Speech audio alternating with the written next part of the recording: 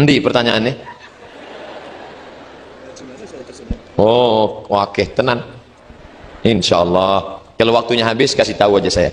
Insyaallah saya akan jawab. Yang bisa, yang nggak bisa saya jawab nanti saya bawa pulang, saya jawab di rumah, tulisannya akan saya kirim ke www.somatmoroccoblogspot.com.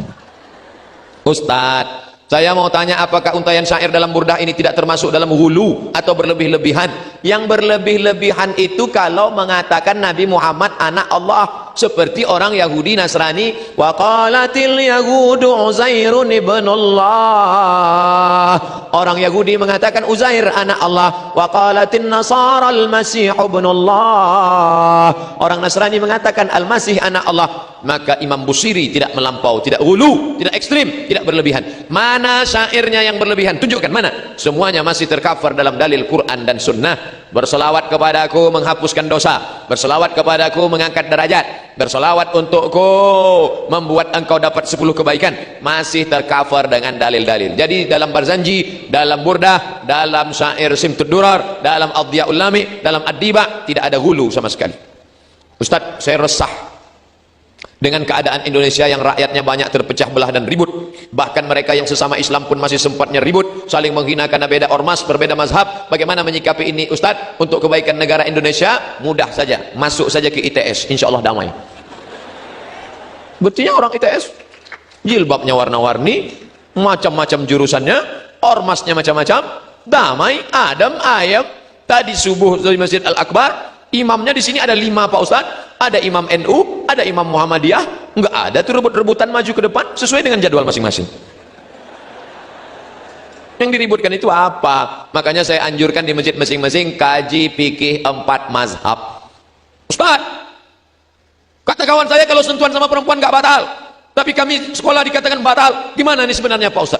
Kamu kaji 4 mazhab. Menurut mazhab Syafi'i batal. Aula mastumun nisa, sentuhan kulit batal. Mazhab Maliki Pak Ustadz, kalau sentuhan kulit nggak bernafsu nggak batal. Kalau Hanafi Pak Ustadz, sentuhan kulit nggak apa-apa, karena yang dimaksud sentuhan kulit di situ maaf berhubungan kelamin baru batal. Oh, pantasan teman saya kemarin salaman sama istrinya langsung pergi sholat di masjid. Pas saya tanya, kamu nggak batal? Enggak, aku nggak nafsu sama istriku.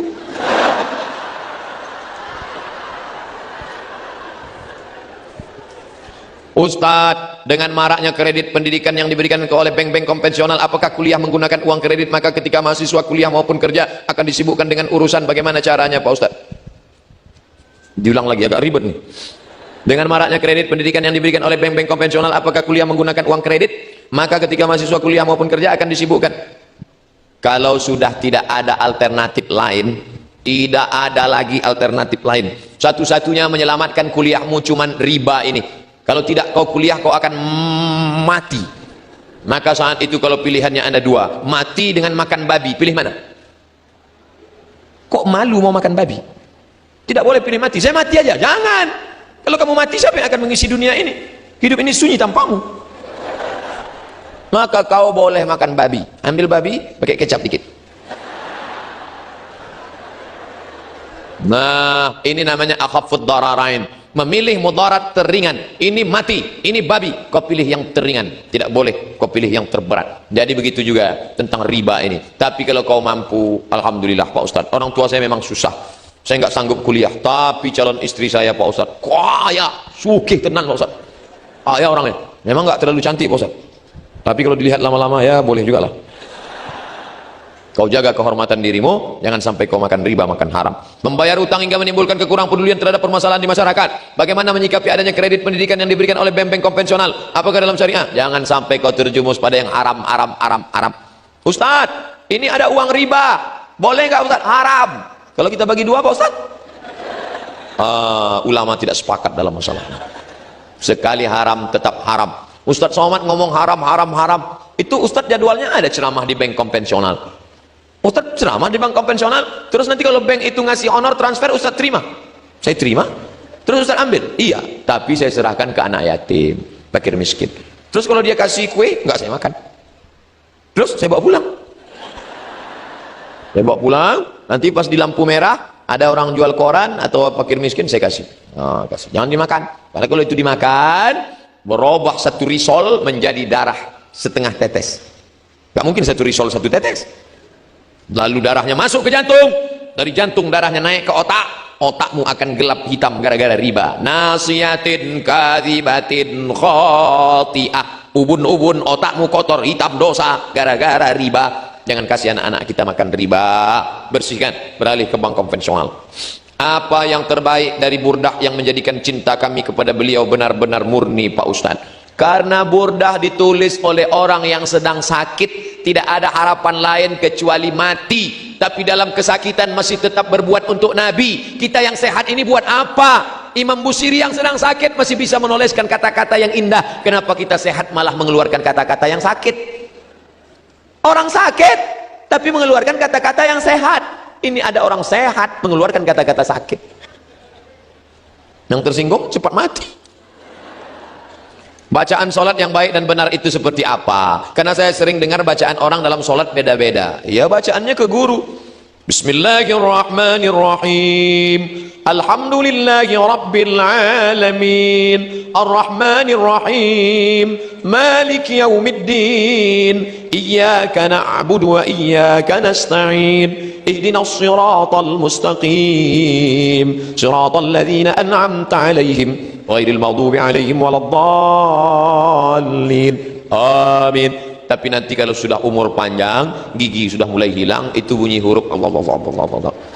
Maka sadar diri, saya Abdul Somad, umur sudah 60 tahun, maka dengan ini mengundurkan diri karena bacaan saya sudah tak pas lagi. Ada anak-anak muda yang bacaannya bagus. Anak muda yang bacaannya bagus, malah nggak ke masjid.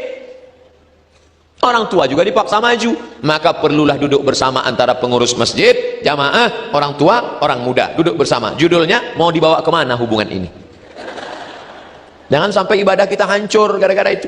Nah, apa hukum minta doa kepada orang lain? Seperti contoh ketika mau ujian dari grup WA, minta doa kepada orang lain. Nanti kalau kamu ketemu sama dia, minta doa ampunan Allah dari mulut dia. Sahabat Nabi ini yang nyuruh Nabi minta doa sama dia. Dia bukan sahabat Nabi, tabi'in, nggak ketemu sama Nabi. Setelah Nabi meninggal baru dia datang ke kota Madinah. Namanya Uwais Al-Qarni. Waktu Nabi hidup dia tidak datang karena dia merawat ibunya. Ternyata doanya makbul. Nanti Uwais Al-Qarni datang, Nabi tahu dapat ilham dari wahyu dari Allah SWT, dibawa oleh Jibril alaihissalam. Akhirnya sahabat minta doa, dikabulkan Allah doanya. Itulah dalil minta doa sama orang lain. Ustaz Somad, doakan saya ya Pak Ustaz. Insya Allah doakan juga saya. Habib, doakan saya Habib. Doa Allah halil atasani min husni da'watikum. Doa bid-doa. Selalu minta doa. Tidak tahu kita entah dari mulut yang mana doa itu dikabulkan Allah. Di akhir majelis nanti kita berdoa bersama. Mudah-mudahan doa kita diijabah Allah Ta'ala. Ustaz, saya anak rantau. Saya pun juga.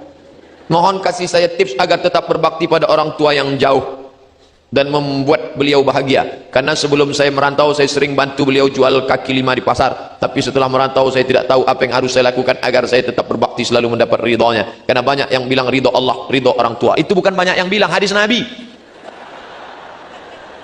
Ridho Allah fi ridhal walid. Ridho Allah terletak pada ridho orang tua. Wa sukhutullah fi sukhutil walid. Murka Allah terletak pada murka orang tua. Walaupun kau kuliah di Surabaya, di ITS, orang tuamu di kampung halaman, kau tidak bisa bantu dia uang, karena kau pun di sini juga cari nafkah sambil kuliah, maka kau telepon dia tengah malam. Assalamualaikum mak, mak sehat?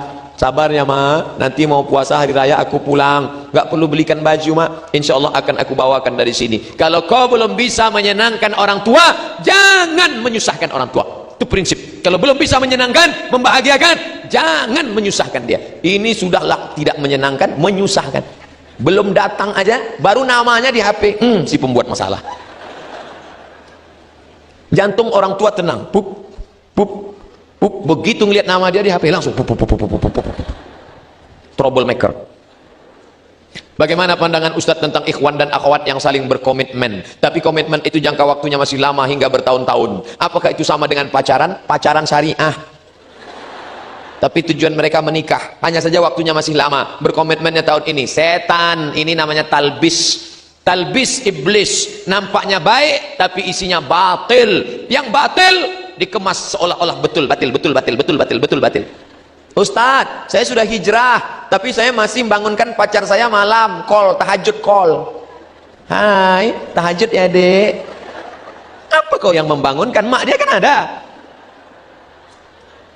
Ini namanya la talbisul haqqa bil batil. Jangan kau campur yang hak dengan yang batil. Berawal dari tukar nomor WhatsApp. Lama-lama kirim kabar. Lama-lama la tattabi'u khutuwatis syaitan.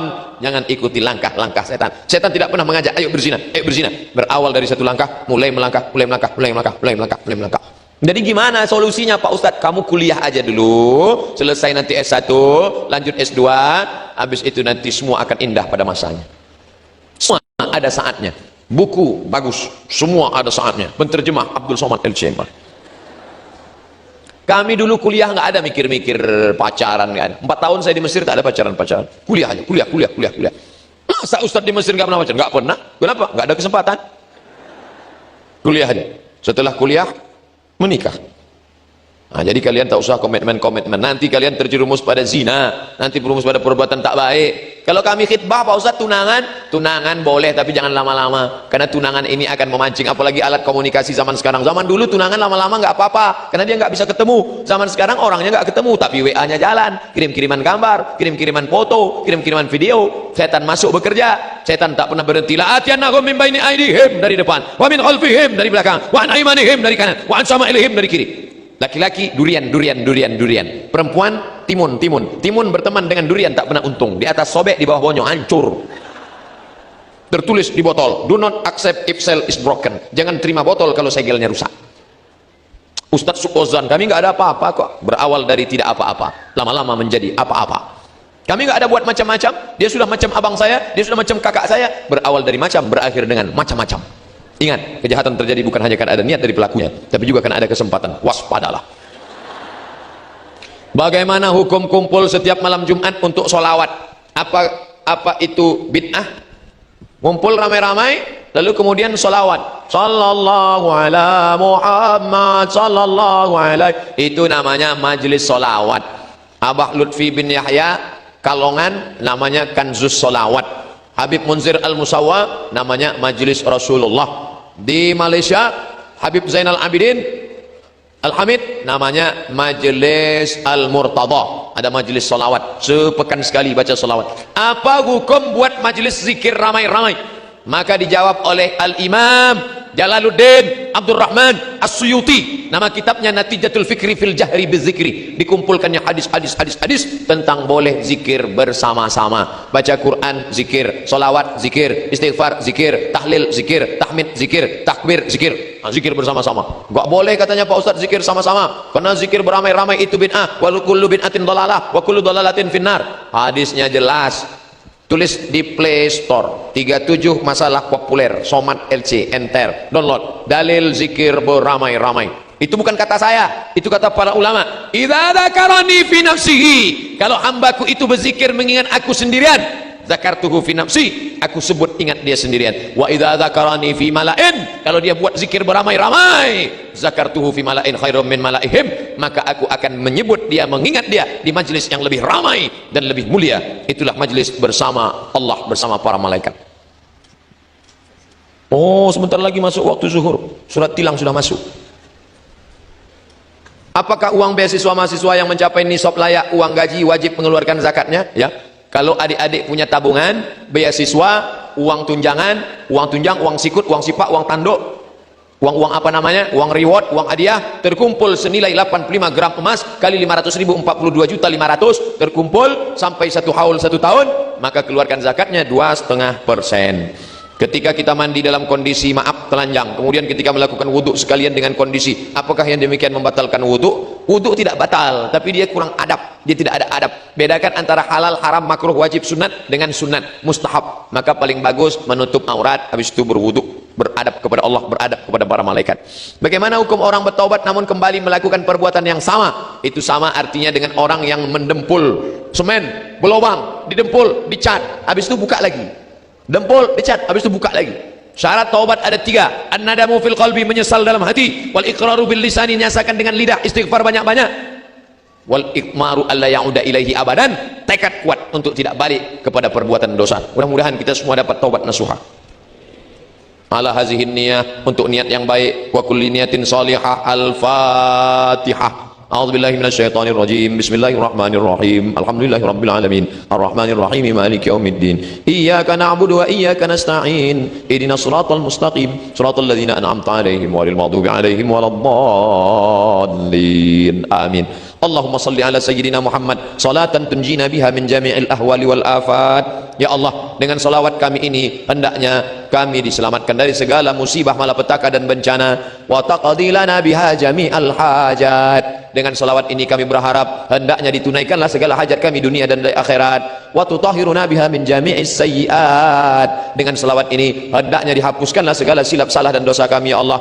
Wa tuballighuna biha aqsal ghayat. Sampaikanlah segala niat baik tujuan kami min jami'il khairati fil hayati wa ba'dal mamat, dalam dunia maupun di akhirat setelah mati nanti ya Allah. Innaka sami'un qaribun mujibud da'wat wa ya qadiyal hajat. Allahumma ijma'na ma'al habibil mustafa fi jannatikal ula. Satukan kami dengan Nabi Muhammad bersama para ulama dan para sahabat berada dalam surgamu jannatul firdaus ya Allah. Allahumma dafa'na al-ghala wal waba wal fahsya wal riba wal zina wal munkar. Selamatkan negeri ini dari malapetaka, bencana, riba, zina, narkoba, perbuatan keji dan mungkar. Allahumma akhtim lana bi husnil khatimah wa la takhtim alaina bisu'il khatimah. Allahumma ja'al akhir kalamina, jadikanlah akhir kalam kami inda intihai ajalina, ketika ajal kami sampai jadikanlah akhir kalam kami la ilaha illallah.